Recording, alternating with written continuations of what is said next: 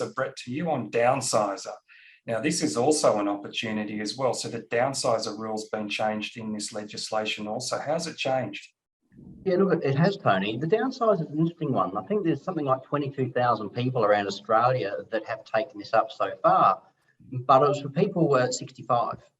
So really, they've brought the age down to 60. So at any stage after 60, let's say between 60 and 65, because the rule there is still the same, but at 61, 62, you've had the house for 10 years. Maybe you don't currently live in that house, but at some stage in the past 10 years, it has been your principal place of residence. Well, then you can sell that and you can contribute proceeds into superannuation, which don't, as I was talking about the caps, doesn't count towards those things. So you can put up to $300,000 each as a downsizer contribution into super.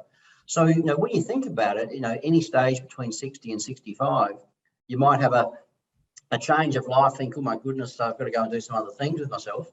You and your partner sell the house, downsize, you could actually get up to $1.26 million between you guys as a couple into super on top of what you might already have, and go and enjoy life once the world opens up. So it's phenomenal. Just on Brett's mentioning there, the downsizer rule, from an accounting and an ATO standpoint, how does that work? What are the things that someone needs to do to get that money into super from an ATO perspective?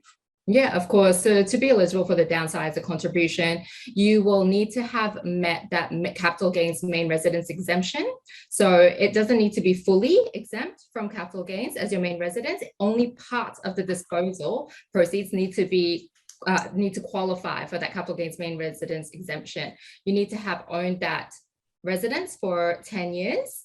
And you don't necessarily need to downsize per se. You don't need to move into a smaller home. It's just the name of the contribution. All you need to do is sold your main residence. You can use the proceeds to do whatever you want. We've had clients actually end up renting.